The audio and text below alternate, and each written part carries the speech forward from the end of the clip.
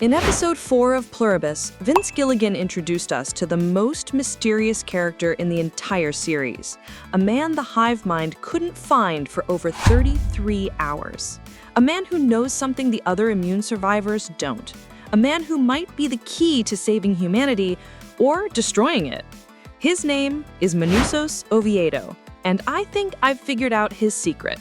Today, I'm breaking down 3 theories about why he's immune to the joining, and one of them suggests something absolutely massive about how Carol's powers actually work.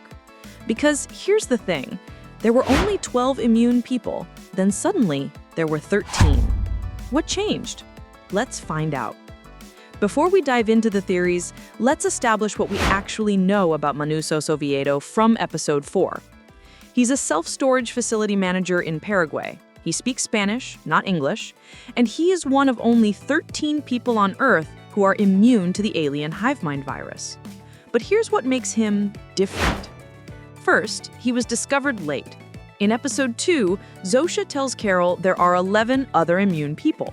But later that same episode, after Carol's first massive outburst, Zosha corrects herself, now 12. A man in Paraguay we became aware of this morning. Think about that. The others found the first 11 immune people instantly, but Manousos? He appeared only after Carol's Caesar. Second, his isolation is absolutely extreme. Manousos has completely barricaded himself inside his storage facility, windows boarded, doors sealed, and when the hive leave food at his door, he uses a crowbar to slide the plates back out without touching them. Not his hands, a tool. He's deliberately avoiding any biological contact. He'd rather eat dog food from his customer storage units than accept their help. And get this, he leaves a handwritten sign in Spanish. To all our customers, management was obligated to open your units. Restitution will be made. Apologies. He still believes in accountability. He hasn't given up on civilization. Third, the radio frequencies. Manousos spends hours systematically scanning radio frequencies, not broadcasting, receiving. His notebook shows frequency numbers and timestamps. He's not trying to jam the signal, he's trying to understand its architecture. And fourth, the phone call. In episode 3, Carol calls him 3 times from the plane. The first 2 calls, she tries to be polite in broken Spanish. He hangs up both times, shouting, "Leave me alone, you sons of bitches." He thinks she's one of the others using a translator. Only on the 3rd call does she snap and scream, "Fuck your mother, asshole!" And that's when everything changes. He realizes her anger is real. The others can't get angry. They can't curse. They can't be cruel. Carol can, which means Carol is immune. Carol is like him. So, Manousos writes down her name. Now, you might be thinking all the immune people are fighting like this. But no, they're really not. We met the other immune survivors in episode 2, and they're not resisting this.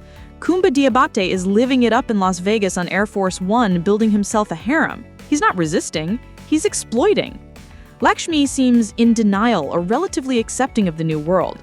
Some others want to be cured so they can rejoin their families. Others are just going along with it. Out of 13 immune people on Earth, only 2 are actively fighting. Carol and Manousos. Except Manousos is even more extreme. Carol accepts help from the others when she needs it. She flies on their planes, she talks to them. Manousos? He's starving himself in a bunker while Kumba lives like a king. As IGN's review notes, Manousos is treating this like a true alien invasion, holding himself up while refusing any interaction. With respect to Carol, refusing first class is one form of resistance, but licking the underside of a tin can is another level of commitment. He's not just resisting, he's terrified. And that fear is what makes me think Theory 1 might not be the whole story. Theory 1 is straightforward. Manousos is immune for the same reason Carol is. Whatever genetic, psychological, or random factor that makes them resistant, he has it too. The evidence is there. He exhibits all the same characteristics as Carol: the rage, the distrust, the absolute refusal to accept this new world. The show confirms there are 13 immune individuals total. Manousos is the 13th. Simple. But here's where Theory 1 falls apart.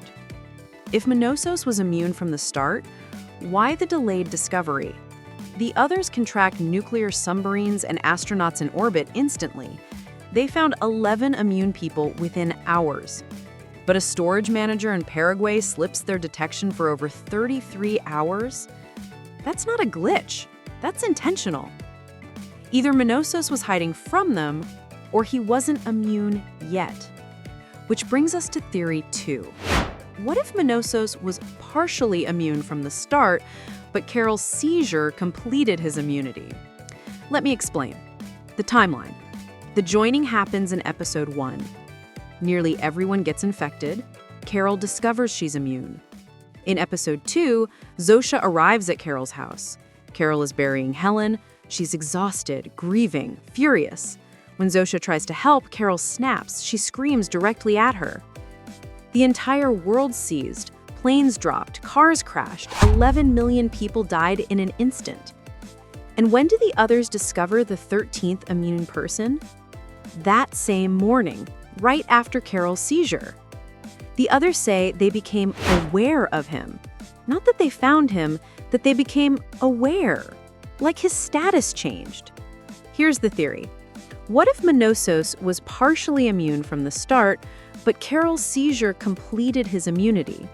What if Manousos was in a gray zone, partially resistant, but not fully immune? The virus was trying to connect to him, but something was blocking it. His radio interference, his isolation, his psychological resistance. He wasn't fully infected, but he wasn't fully free either. And then Carol's seizure hit.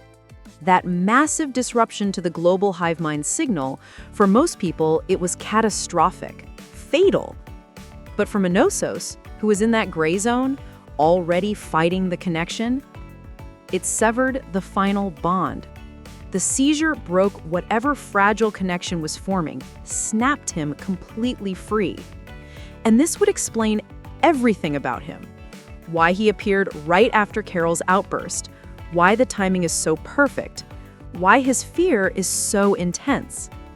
Think about it like someone who escaped a cult, not someone who was never susceptible, someone who felt the indoctrination starting to work, who experienced that first pull towards surrender and then broke free at the last moment. That person doesn't just avoid the cult, they barricade themselves against it because they know exactly how close they came. They've felt the pull, they know how seductive it is, and they're terrified of feeling it again. That's Manousos. He felt the joining trying to take hold. He knows how persuasive that happiness is, how total, and he knows he might not be strong enough to resist it a second time. That's why he won't touch their food. That's why he uses a crowbar to avoid contact, because he's experienced the edge of it, and he's terrified of going back.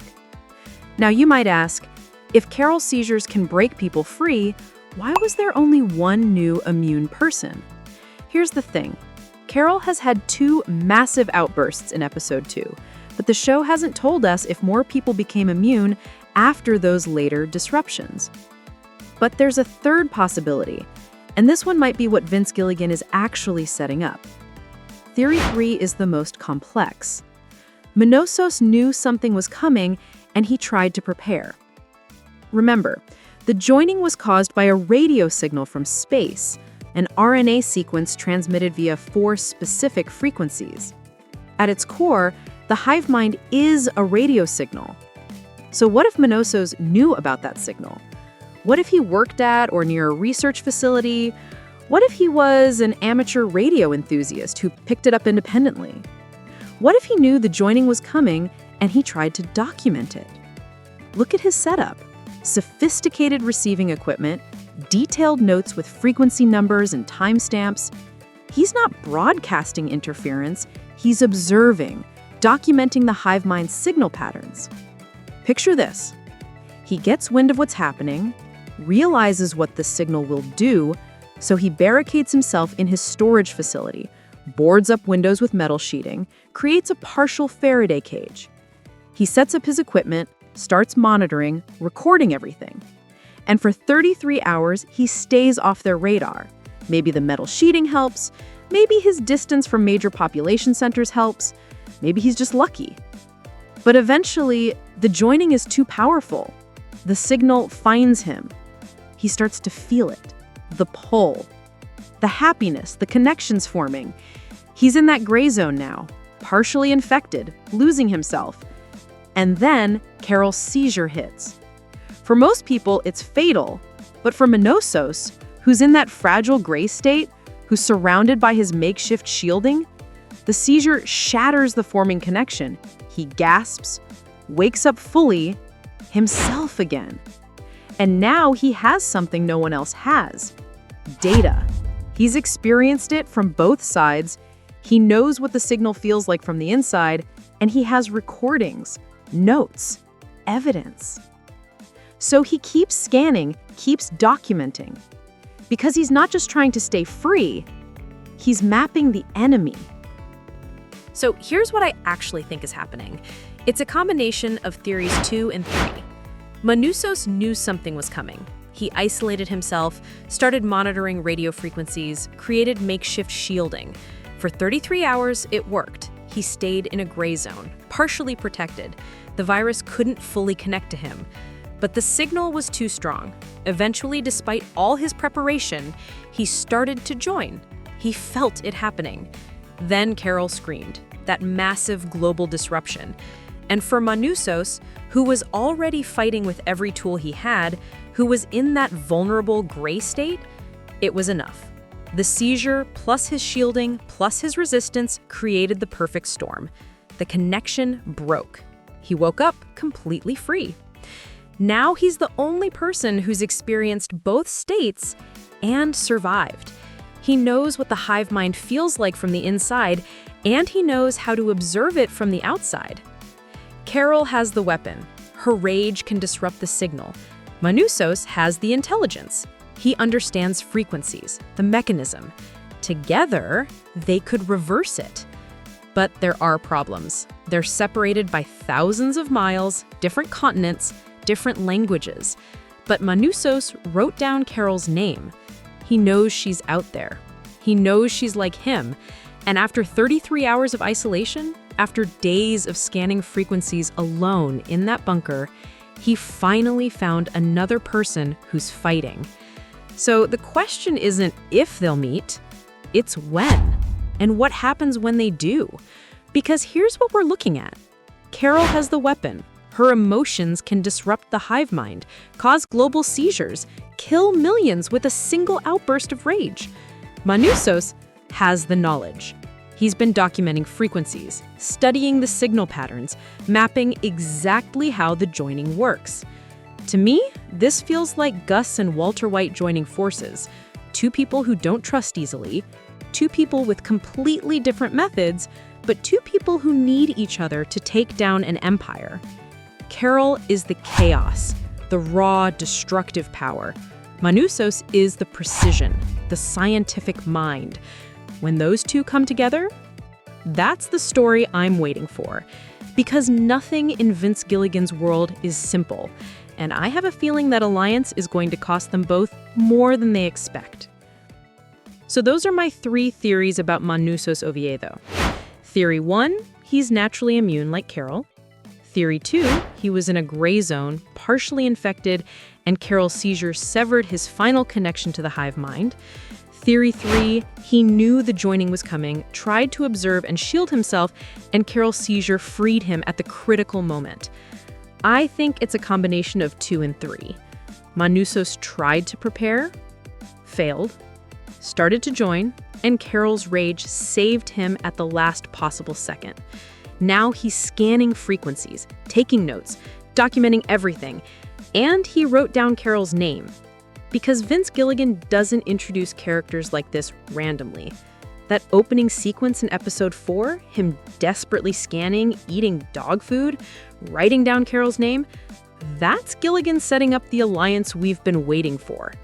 Carol and Manousos, the weapon and the scientist, chaos and precision. And here's what makes this so dangerous. If theory 2 is right, if Carol's seizures can actually free people from the joining, then Carol isn't just trying to protect herself anymore. She's the cure, walking, breathing, screaming liberation.